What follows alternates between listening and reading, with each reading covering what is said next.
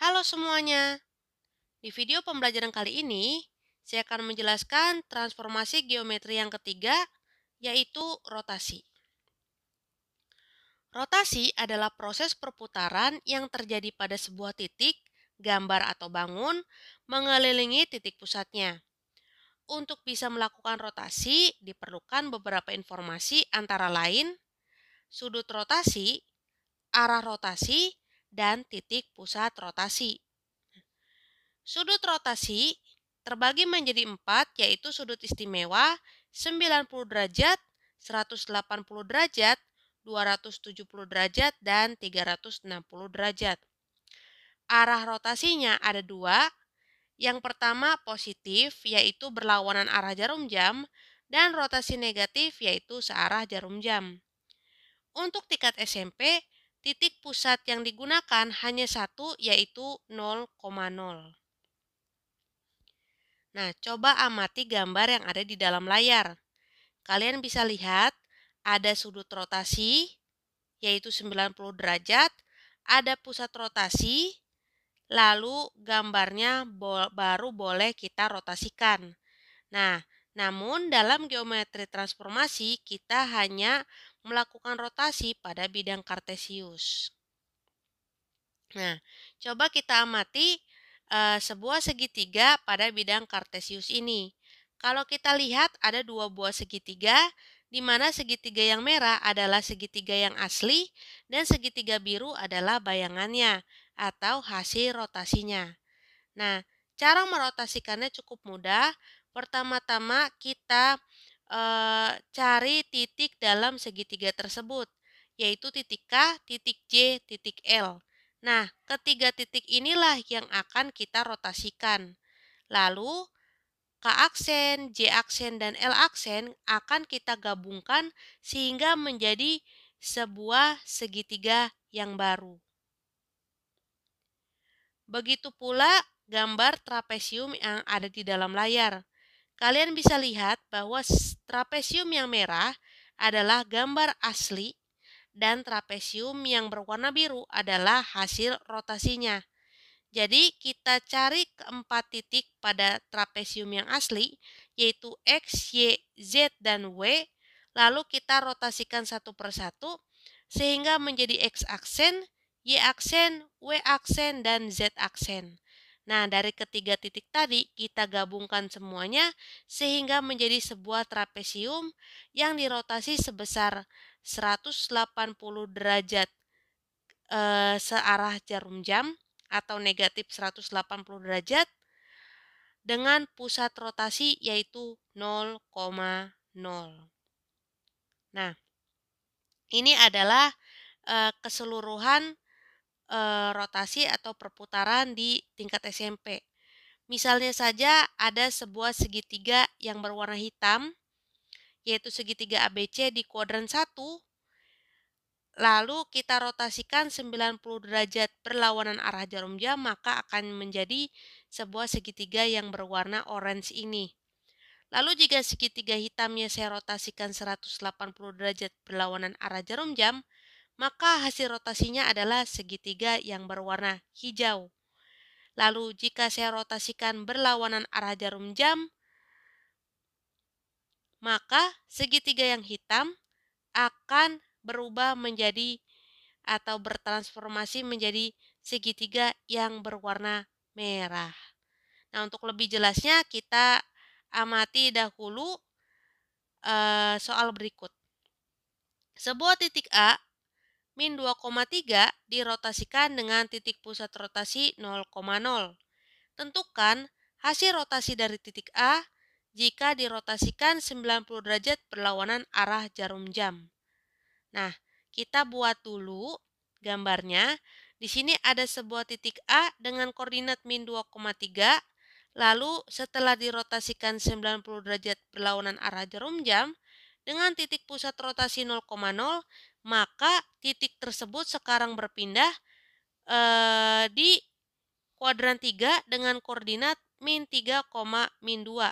Nah, dari sini kita bisa tarik kesimpulan bahwa jika suatu titik punya koordinat x, y, yang mau dirotasikan 90 derajat berlawanan arah jarum jam, maka hasil rotasinya adalah negatif Y, X.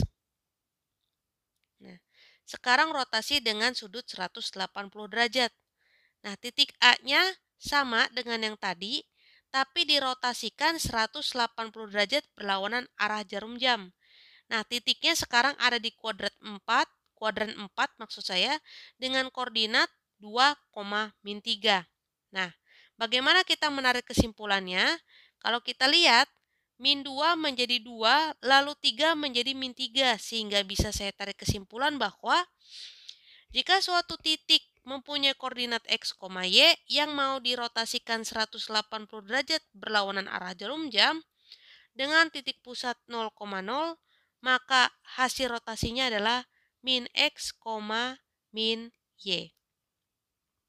Nah, sekarang yang terakhir, rotasi dengan sudut 270 derajat. Sebuah titik P dengan koordinat 3,1 dirotasikan dengan titik pusat rotasi 0,0. Tentukan hasil rotasi dari titik A jika dirotasikan 270 derajat berlawanan arah jarum jam. Nah, kita bisa amati di sini titik P dengan koordinat 3,1 sekarang pindah ke kuadran 4 dengan koordinat 1, min 3. Nah, kalau kita lihat ordinatnya 1 setelah dirotasikan menjadi apsis, lalu apsis 3 dari titik P setelah dirotasikan menjadi min 3. Jadi kesimpulannya, jika suatu titik mempunyai koordinat X, Y, hendak dirotasikan 270 derajat berlawanan arah jarum jam, dengan titik pusat rotasi 0,0, maka hasil rotasinya adalah Y, negatif X. Nah, jadi kesimpulannya ada 3 rumus yang kalian harus ingat tentang rotasi. Yang pertama plus 90 derajat, plus 180 derajat, dan plus 270 derajat. Jangan lupa plus itu artinya berlawanan arah jarum jam. Contoh yang pertama, sebuah titik A dengan koordinat 2,4 dirotasikan dengan titik pusat rotasi adalah titik asal 0,0. Tentukan hasil rotasi dari titik A jika dirotasikan 90 derajat, 180 derajat, dan 270 derajat berlawanan arah jarum jam. Oke, kita sudah punya rumus umumnya. Jadi langsung saja, jika X-nya 2 dan Y-nya 4, maka hasil rotasinya adalah negatif 4,2. Nah, sekarang yang B, jika titik A-nya adalah 2,4, maka tentu hasil rotasinya adalah min 2, min 4. Jadi jangan lupa ditulis rumusnya supaya kalian bisa mengerjakan soalnya dengan tepat. Nah, yang terakhir, 270 derajat berlawanan arah jarum jam. Titik A-nya adalah 2,4 sehingga hasil rotasinya adalah 4, min 2. Jadi masih cukup mudah ya materi ini. Lalu contoh yang kedua. Perhatikan gambar berikut. Tentukan besar sudut rotasi dan arah rotasinya. Nah, jika kita berbicara tentang panah yang merah yang mau dirotasikan menjadi panah yang biru, maka tentu saja ini dirotasikan 90 derajat berlawanan arah jarum jam dengan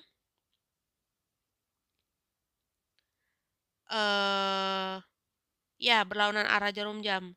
Namun bisa juga sudutnya 270 derajat searah jarum jam. Jadi bisa ada 2 jawaban.